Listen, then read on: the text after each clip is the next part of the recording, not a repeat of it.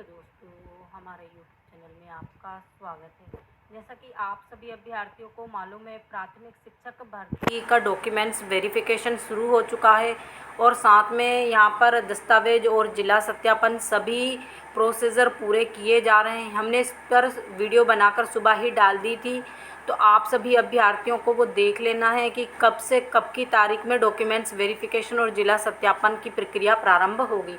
अब यहाँ पर जो महत्वपूर्ण सवाल उठता है कि दस्तावेज सत्यापन और जो आपके डॉक्यूमेंट्स वेरिफिकेशन का काम है, जो यानी कि आपको एमपी ऑनलाइन के पोर्टल पर जाकर जो डॉक्यूमेंट्स अपलोड करवाना है वो कौन कौन से होना चाहिए।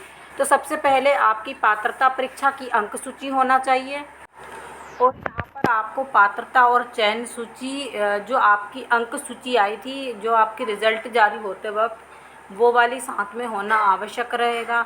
जन्म तिथि के लिए 10वीं और 12वीं की अंक सूची मान्य है। जो पुरानी पद्धति से पढ़े हुए हैं उनकी 10वीं की ही अंक सूची लगेगी। अब मान्यता प्राप्त संस्थान से 12वीं की परीक्षा पास होना चाहिए, क्योंकि 12वीं के बेस पर आप लोगों का फॉर्म भरा हुआ है। अब कुछ लोगों के अंक 12वीं में कम होने की वजह से उनका क्या है, स्नातक स्तर पर ही फॉर्म भरा हुआ है, यानी वो स्नातक की अंक सूची लगाकर फॉर्म भरते हैं, तो उनको स्नातक स्तर के सभी सेमेस्टरों की अंक सूची होना आवश्यक रहेगा। अब जिन्होंने आरक्षण का लाभ लिया है, जैसे जिस भी कैटेगरी में आप आते हैं उस कैटेगरी का आपको जाति प्रमाण पत्र चाहिए होगा। अब यहाँ पर देखिए, अनुसूचित जाति, जनजाति, पिछड़ा वर्ग, आर्थिक रूप से कमज़ोर प्रवर्ग में जो भी लागू हो सबसे संबंधित प्रमाण पत्र चाहिए और समक्ष अधिकारी यानी डिजिटल वाला प्रमाण पत्र ही लागू होगा। स्थायी निवासी मूल प्रमाण पत्र, अतिथि शिक्षक यानी जो अतिथि शिक्षक हैं उनको अतिथि शिक्षक अनुभव प्रमाण पत्र भी चाहिए होगा। और स्थायी दिव्यांगता यानी जिनके पास 40% दिव्यांगता का सर्टिफिकेट नहीं है वो भी भर्ती प्रक्रिया से बाहर हो जाएंगे, यानी 40% दिव्यांगता का सर्टिफिकेट चाहिए यहाँ पर आपको। और वहाँ पर जब आपका जिला सत्यापन होगा वहाँ भी आपको यही दिखाना पड़ेगा, नहीं तो फिर आप भर्ती प्रक्रिया से बाहर कर दिए जाएंगे। भूतपूर्व सैनिकों की स्थिति में समक्ष अधिकारी द्वारा जारी वैध प्रमाण पत्र, यानी जो भूतपूर्व सैनिक हैं उनको जो उनका सर्टिफिकेट रहता है वो वाला चाहिए। अगर मान लो उनके पास नहीं होगा तो भी जो अभ्यर्थी जैसे बहुत से गलती से टिक कर देते हैं तो उनको भी भर्ती प्रक्रिया से बाहर किया जाएगा। नवीन और डिजिटल प्रमाण पत्र ही लागू होंगे। एनसीईआरटी से मान्यता प्राप्त संस्थान से डीएलएड या स्पेशल डीएलएड की अंक सूची सभी सेमेस्टरों और वर्ष की, यानी वर्ष वाली है तो वर्ष वाली चलेगी और सेमेस्टर वाली है तो सभी सेमेस्टरों की अंक सूची होना जरूरी रहेगा। स्पेशल डीएलएड अभ्यर्थियों के लिए CRR नंबर और रजिस्ट्रेशन की प्रति, जो अभी आप लोगों ने मान लो जो जिनके पास RCI डिप्लोमा था उन्होंने अभी जो डिप्लोमा अपलोड करवाया है उसकी जो रजिस्ट्रेशन के समय आपको प्रति मिली होगी वो और उसका नंबर दोनों ही चाहिए। भूतपूर्व सैनिक की स्थिति में भूतपूर्व सैनिक का प्रमाण पत्र होना चाहिए।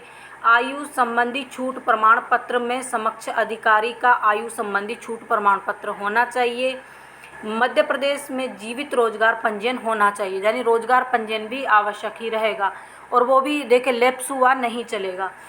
उपनाम परिवर्तन की स्थिति में शपथ प्रमाण पत्र, नाम और उपनाम दोनों की स्थिति में भी राजपत्रित में, यानी जैसे मान लीजिए बहुत सारी महिलाएं शादी के बाद उनका नाम परिवर्तित कर दिया जाता है, तो जो नाम आपके न्यूज़पेपर में छपवाकर बाकायदा वहाँ पर वो ज्ञापन दिया जाता है वो वाली पेपर भी उनको चाहिए, अगर मान लीजिए आपने किसी ने अपना नाम चेंज किया होगा तो।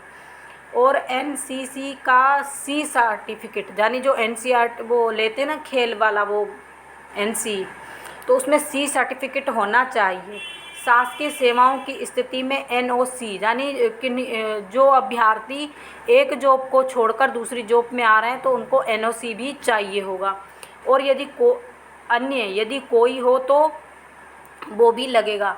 तो यानी जितने भी प्रमाण पत्र आपने शुरू में लगाए थे वो सभी चाहिए, यानी मेरिट सर्टिफिकेट हुआ, मेरिट सर्टिफिकेट भी लगेगा आपका, जैसे आपने विवाह या शादी की डेट जो अपलोड की होगी बच्चों की, तो वो पूरी चीज़ें चाहिए होगी। और जिनके पास ये सभी चीज़ें नहीं होगी उन लोगों को भर्ती प्रक्रिया से बाहर किया जाए। अब यहाँ पर आपको इसी फॉर्मेट में देखिए इस प्रकार से आपको ये पूरा बनवाना होगा, वहाँ पर इस प्रकार से जमा करना होगा। ये पूरा आप देख लीजिएगा, ये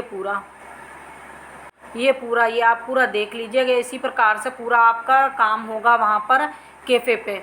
तो देखिए यहाँ पर अगर कोई भी चीज़ आपके पास जल्दी हड़बड़ाई में कुछ मत कीजिएगा। जो भी डॉक्यूमेंट्स कम हो पूरे पहले डॉक्यूमेंट्स घर बैठकर चेक कीजिएगा, उसके बाद ही अपलोड करवाइएगा।